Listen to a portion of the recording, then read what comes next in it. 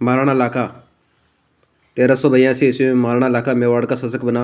मारवाड़ के रणमल की बहन हंसाबाई का विवाह राणा के पुत्र चुंडा के साथ होना था, मगर परिस्थितिवश ये विवाह लाखा के साथ संपन्न हो गया। इस विवाह के साथ यह शर्त थी कि मेवाड़ का उत्तराधिकारी हंसाबाई का पुत्र ही होगा, जिससे लाखा के योग्य पुत्र चुंडा को राज्याधिकार से वंचित होना पड़ा। चुंडा को राजस्थान का भीष्म पितामह भी कहा जाता है। राणा लाखा के समय में जावर माइंस से चांदी व सीसा बहुत अधिक मात्रा में निकलने लगा, जिससे आर्थिक समृद्धि बढ़ी। इसी समय एक बंजारे ने पिछोला झील का निर्माण करवाया था। महाराणा मोकल महाराणा लाखा व हंसाबाई का पुत्र था। 1421 ईस्वी में जब मोकल शासक बना तो अल्पायु का होने के कारण चुंडा ने उसके संरक्षक के रूप में कार्य किया। पर जब चुंडा को लगा कि मोकल की माता हंसाबाई उस पर संदेह करती है, तो वह मेवाड़ छोड़कर मांडू चला गया। 1433 ईस्वी में मोकल की जिलवाड़ा में चाचा व मेरा ने मेहपा पवार के साथ मिलकर हत्या कर दी। अब है महाराणा कुंभा 1433 से 1468। मोकल के बाद उसका पुत्र महाराणा कुंभा 1433 ईस्वी में मेवाड़ का शासक बना। राठौड़ों का मेवाड़ पर प्रभाव समाप्त कर उसने मेवाड़ी सामंतों का विश्वास अर्जित किया।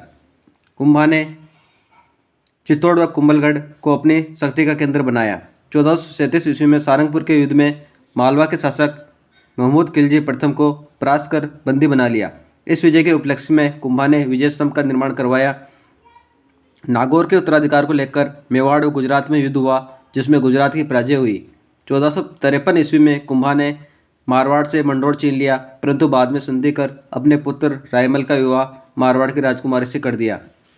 1456 ईस्वी में मालवा के महमूद खिलजी प्रथम व गुजरात के कुतुबुद्दीन के बीच चंपानेर की संधि हुई। इस संधि में यह तय किया गया कि दोनों शासक मिलकर कुंभा पर आक्रमण करके उसे हराकर उसके राज्यों को बांट लेंगे।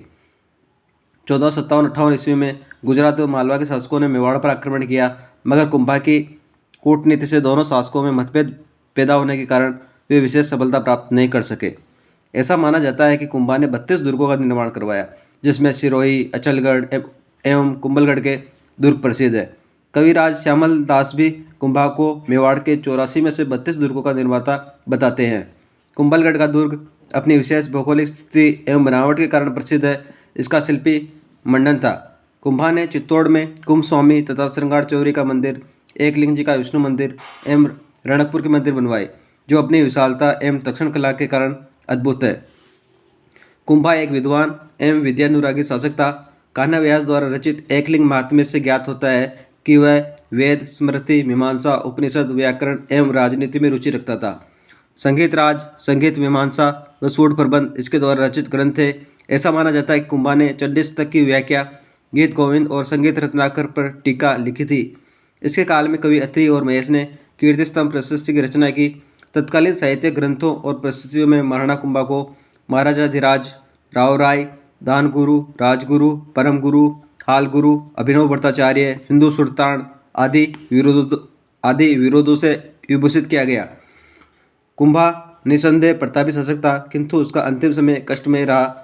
अपने जीवन के अंतिम काल में कुंभा को उन्माद रोग हो गया और उसके पुत्र उदा ने 1468 ईस्वी में उसकी हत्या कर दी।